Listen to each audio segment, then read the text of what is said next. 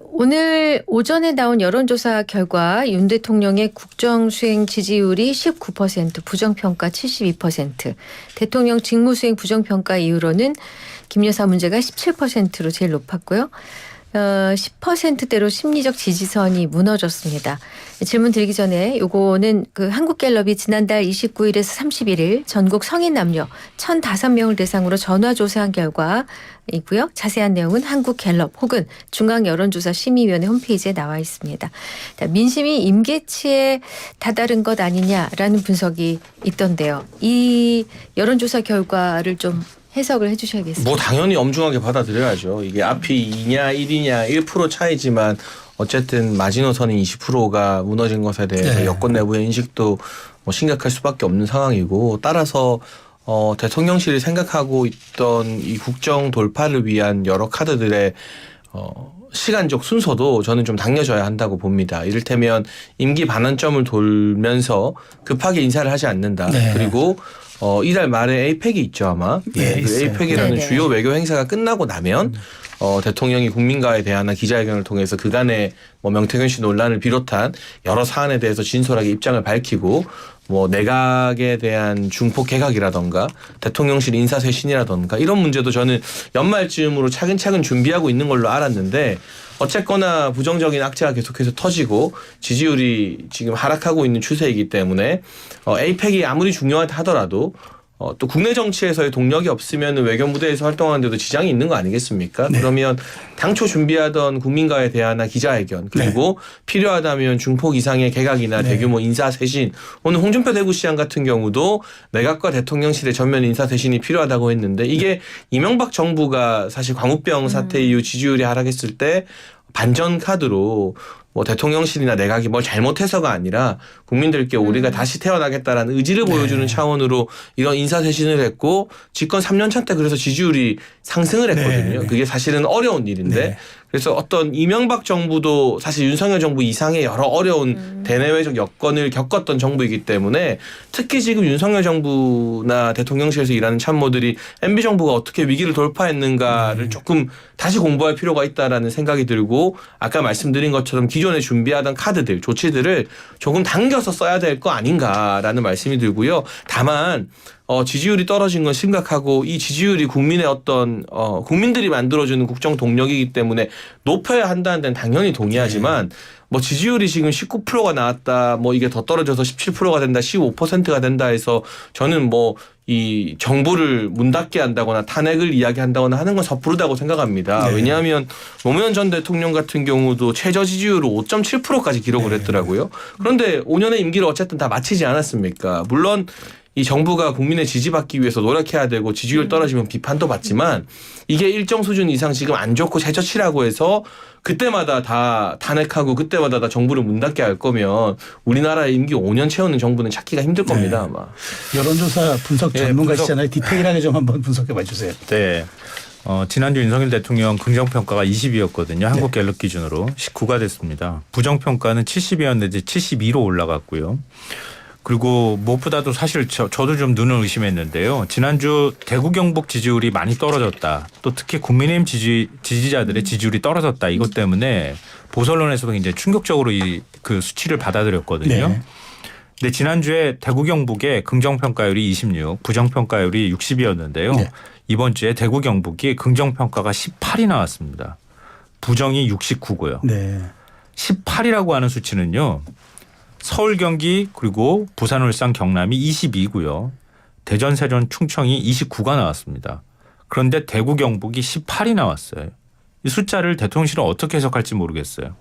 그리고 국민의힘 지지자들 전주, 그러니까 지난주에 48, 그리고 긍정평가가 48, 부정평가가 40이었거든요.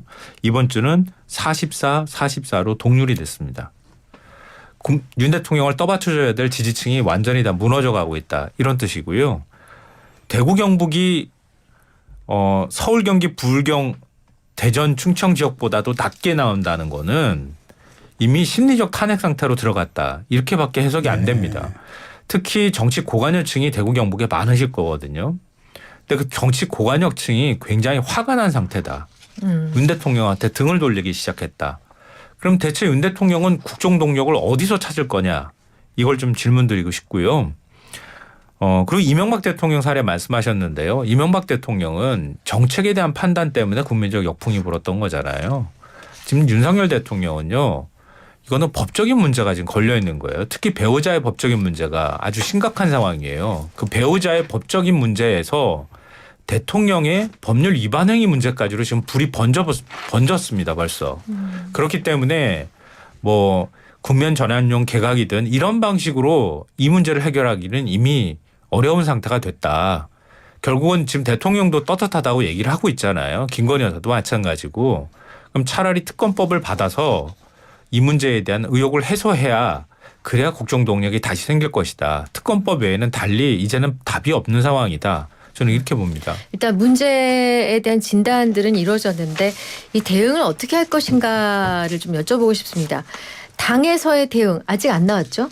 뭐 공식적인 입장은 없고요. 여러 네. 중진 의원들이 개별적으로 예. 입장을 밝히고 있는데 뭐 이 부분에 대해서 이게 당선인 시절에 사적 통화였기 때문에 법적인 문제가 없다라는 게 권성동 전 원내대표나 권영세 의원 등등이 개별적으로 입장을 밝히고 있는 내용 같습니다. 네. 그럼 대통령실에서는 어떻게 이 문제를 풀어가야 될까요? 뭐 일단은 오늘 정진석 비서실장이 뭐 어떤 입장들을 밝혔는지에 대해서는 지금 기사로 계속 나오고 네. 있는데 네. 이 이후에 저는 앞서 말씀드린 것처럼 국민들이 보시기에 대통령이 뭔가 바꾸려고 하는구나. 그리고 이런 논란에 대해서 국민들 앞에 좀 송구한 마음으로 책임을 지려고 하는구나를 보여줄 수 있는 건 결국 인사 조치밖에 없는 것이거든요. 네. 그래서 그런 대규모 인사 조치가 원래는 윤석열 대통령이 국면 전환용 인사는 안 한다는 철학을 가지고 있습니다. 그런데 지금의 상황에서는 국면 전환이라는 단어보다는 전반적인 정부와 내각 쇄신을 위한 쇄신 인사가 조금 일찍 필요한 것 같고요. 필요하다면 대통령의 국민과의 대화나 기자회견 등의 입장 발표도 그래서 이 어려운 질문도 받고 거기에 대해서 정말 진솔하게 해명할 건 해명하고 소통하는 것도 에이펙 이후가 아니라 임기 반환점 즈음에 조금 빨리 있어져야 된다고 11월 10일인데 생각합니다. 그 전후가 되면 그 좋겠다는 전후에. 생각이 드네요. 그래서 그때는 이미 에이펙 때문에 해외 나가 있을 가능성이 높거든요. 그러니까 임기 전에 그러니까 임기 반환점 돌기 전에 빨리 신속하게 조치를 그럼 취해야 10일 한다. 전에. 그렇죠. 예. 그렇게 해야지 지금으로서는 일정상 맞는 것 같고요. 김건희 여사 문제 부정평가가 지난주보다 더 올라간 거거든요. 근데 윤석열 대통령 녹취 내용 공개한 게 이게 반영이 안 된 게 이 수치가 나오는 거예요. 지금. 만약에 이게 반영이 된다 그러면은요. 지금 19가 나왔잖아요. 긍정평가가 더 떨어질 가능성이 있다는 얘기거든요.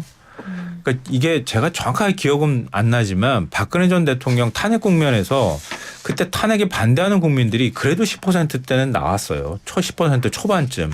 나중에 가가지고는 10% 아래로 떨어진 적도 있겠지만 대체적으로 10%대 초중반 정도 탄핵 반대 여론이 나왔을 때 그래도 반대하는 국민이 10명 중 한두 명은 되지 않느냐.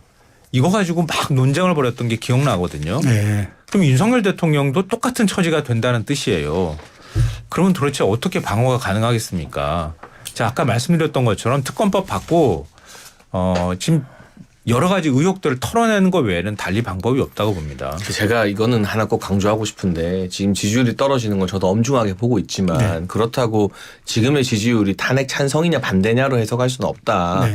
그런 식이면 5.7%까지 떨어졌던 노무현 정부는 어떻게 임기를 끝까지 마쳤겠습니까? 그래서 이 상황을 야당이 기승전 탄핵으로 몰아가는 것은 위험한 시도다라는 말씀을 드리고 싶고 다만 그런 이야기가 정치권에서 힘을 얻지 않게 여당과 정부가 먼저 쇄신하는 모습 그게 어떤 것이든 먼저 쇄신하고 변화하기 위해 하는 모습을 선제적으로 보여줄 필요는 있다. 강론의 차이는 있지만 뭐 그 부분은 저도 인정하고 동의를 합니다. 제가 추가 질문 하나 드릴게요. 민주당 이재명 대표가 사실 대통령이 육성으로 공천에 개입한 정도를 넘어서 사실상 지시를 했다고 보여서 이건 쉽게 넘어갈 수 없는 매우 엄중한 상황이라는 입장을 밝혔는데 여기에 맞서서 한동훈 국민의힘 대표는 아직 공식 입장을 내놓지 않고 있어요. 그 야당 대표가 이렇게까지 얘기를 한 사안에 대해서 왜 침묵을 하고 있다고 보세요? 근데 한 대표는 사실 그동안 대통령실 문제를 방어해주기보다는 오히려 야당보다 더 거세게 공격을 하던 입장인데 지금 나서서 방어해주고 싶지는 않고 그렇다고 예전에 했던 것처럼 다시 공격하자니 정말 당정의 문제가 심각해질 것 같고 이도저도 아닌 중간자적 입장을 취하는 것 같은데요. 근데 저는 뭐 친한계 의원들이나 이런 사람들이 막 또 공개적으로 뭐 참담하다느니 뭐 이런 이야기 내고 있는데 이게 그럼 대통령실이 예를 들면 이 논란에 휩싸여서 정말 추락하게 되면 친한계와 한동훈 대표는 살아남을 수 있느냐 그런 문제는 또 아니거든요. 이런 어려운 상황에서는 좀 쉽게 말해 같이 진흙이 튀더라도 이거를 정권을 지키기 위해서 공동으로 방어를 하고 네. 뭐 민주당의 어떤 과한 입장에 대해서는 이걸 또 기승전 탄핵으로 몰아가지 말라라고 반박도 하고 해야지 그냥 입국 다물고 나몰라라 제3자적 사태를 취하는 게 이 보수당의 대표에게 기대되는 역할은 아닐 겁니다. 네, 특별감찰관을 계속 요구를 했었잖아요. 근데 오늘 이제 동아일보 칼럼의 표현을 그대로 인용하면 헛심을 쓴 거죠. 지금 이런 상황이 이런 사태까지 벌어졌는데 특별감찰관으로 어떻게 이 문제를 해결합니까? 그리고 한동훈 대표가 차별화를 위해서 그런 카드를 꺼냈다고도 볼 수 있다 이렇게 또 평가하던데요. 왜냐하면 특별감찰관이 실효성 있게 제도가 작동하기가 어려운 상황이잖아요. 대통령 그리고 또 김건희 여사와 관련돼 있는 문제에 대해서 특별감찰관이 뭐 수사를 할 겁니까? 뭐 할 겁니까? 아무것도 할 수가 없는 거란 말이에요. 근데 최소한 그 정도는 돼야 국민 여론을 잠재울 수 있다 이렇게 판단했는지는 모르겠으나 이제 그것도 또한 이미 물 건너갔다. 한동훈 대표가 선택할 길은 별로 없다고 보여요. 그래서 침묵하고 있다? 네. 그러니까 더 만약에 특별감찰관 말고 다른 대안을 내놔야 되는 상황이 돼버렸는데 그럼 한동훈 대표가 여기서 뭐라고 하겠습니까? 그러면 김건희 여사 특검법 받겠습니다. 이 얘기가 나와야 되는데 말을 못하는 상황이잖아요. 좀 그쪽으로 지금 가버린 거 아닌가 싶어요. 알겠습니다. 자, 이번 주 탑3는 오늘 탑1으로 대체했습니다. 김성환 시사평론가, 장혜찬 전 국민의힘 청년 최고위원과 함께했습니다. 고맙습니다. 잘 들었습니다. 감사합니다. 네.